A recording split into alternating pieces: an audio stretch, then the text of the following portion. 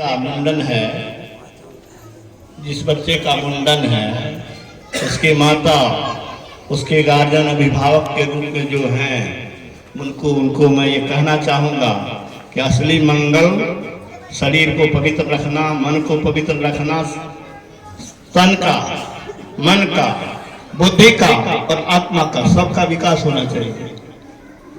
शरीर स्वस्थ रहना चाहिए, मन भी मजबूत रहना चाहिए, बुद्धि विकसित रहनी चाहिए। बुद्धि विकसित हो, बुद्धि विकसित होगा सत्संग से, बुद्धि संसारिक ज्ञान से भी विकसित होगा और आत्मा विकसित होगी ध्यान से। आप लोग सब बाल बच्चे को प्यार करते हैं ना, तो बाल बच्चे को आत्मा की तरफ ले जाने का रास्ता जरूर बताइए। ये सबसे बाहरी चीज से बहुत कल्याण होने वाला नहीं है। हम भी कल्याण चाहते हैं, हमारे अपने लोग का भी कल्याण हो।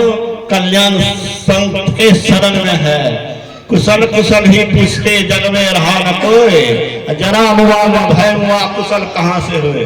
डॉक्टर साहब, जब तक भय है, दुख है, भाव है, परेशानी है, निश्चिंत कोई नहीं रह सकता है, निर्भय कोई नहीं रह सकता है।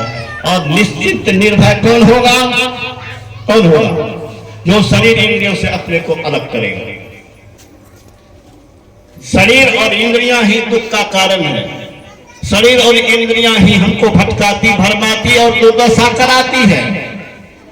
कौन ललचाता है रे? इंद्रियां। ये मन ललचाता है, इंद्रियां ललचाती है। शरीर, इंद्रियां, मन आदि ललचाती है, भरमाती है, भटकाती है और फंसा के जान लेती है।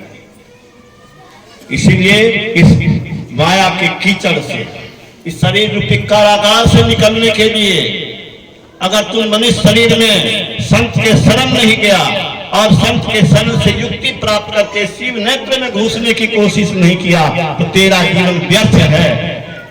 ठीक है?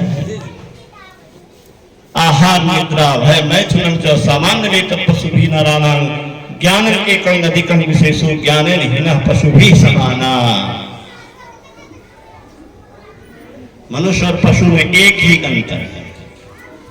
हम आप 10वां द्वार में प्रवेश करके इस शरीर को शिवालय बना करके अपने में ईश्वर प्रकट कर सकते हैं, या काम पशु नहीं कर सकते। ये काम सत्संग पशु करेगा? वो ज्ञान सुख में सुनेगा, वो समझेगा क्या? हम सुन सकते हैं, समझ सकते हैं, विचार सकते हैं, कर सकते हैं और बन सकते हैं। स्वामी विवेकानंद भारत का गौरव पुरुष, विश्व के विद्वानों को विस्मित किया विश्व धर्म सम्मेलन में, और उसने कहा कि मनुष्य ही ईश्वर बन सकता है। तू भी जवान है ना, मात्र 39 वर्ष में दुनिया से विदा हो गए, 33 वर्ष में स्वामी रामकृष्ण विदा हो गए, लेकिन विश्व के लोगों को हिला के चले गए इसी भारत के अध्यात्म ज्ञान के बदौलत। इसलिए विद्यार्थियों सुन लो, संसार का सब काम करो, लेकिन आत्मा के विकास के लिए उस प्रभु से जुड़ो, और प्रभु से जुड़ने की युक्ति संत महात्मा से लो, और इसका ज्ञान सत्संग से मिलेगा।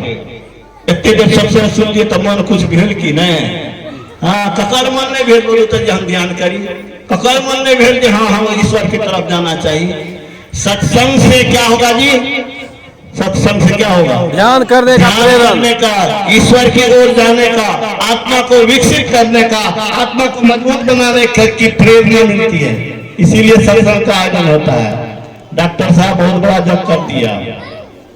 स्वामी रामकृष्ण ने कहा, भूखे को अन्न देना, प्यासे को पानी देना, निर्वस्त्र को वस्त्र देना, बीमार को दवा देना अवश्य ही सेवा है, लेकिन इस जीव को सारे दुखों से सदा के लिए छुड़ा देने का जो साधन है वो बता देना, उस रास्ते पर चला देना, उस रास्ते पर प्रेरित करके बढ़ा देना, उसमें सहायता करना, इससे बड़ी कोई सहायता नहीं, इससे बड़ी कोई उपकार नहीं है, नहीं हो सकता है। हमको कोई ईश्वर बना दे, सारे दुखों से सदा के लिए छुड़ा दे, इससे बड़ा उपकार हमारा क्या होगा? तो बेटे का उपकार करोगे ना जी, अपना उपकार करोगे ना। अरे जो अपना उपकार नहीं किया वो दूसरे का क्या करेगा?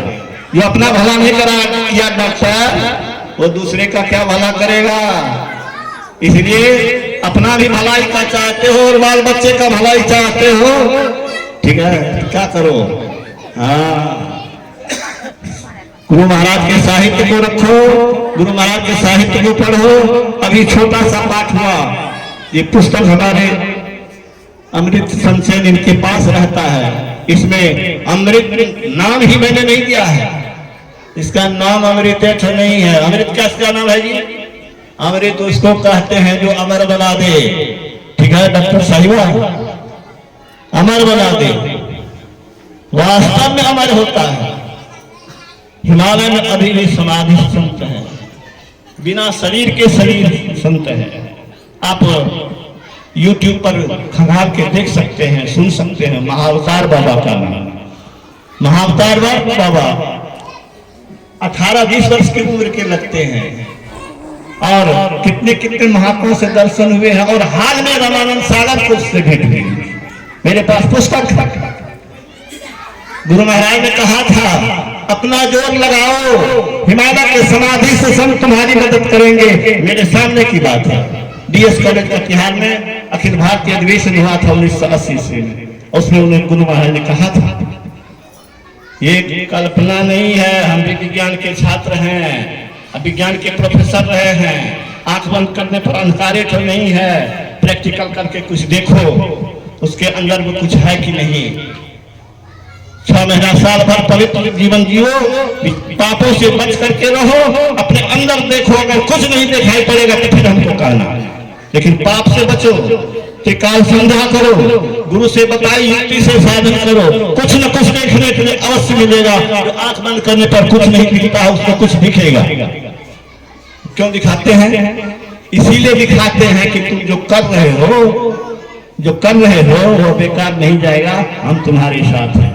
ईश्वरी शक्ति, देवी शक्ति तुम्हें आभास कराएगी।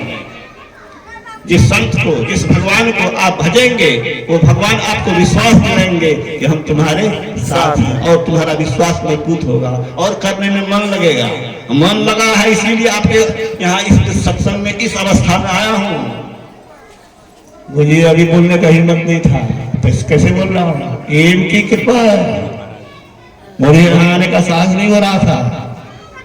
ये हमारे बाबा कहते हैं कि चलिए किंतु आशीर्वचन दिया, आशीर्वचन दो। अरे आशीर्वचन हुआ कि जवानियों में हमेशा नहीं बोलते थे जैसा बोल रहे। जय गुरु महाराज, महाराज की जय, श्री सद्गुरु महाराज की जय।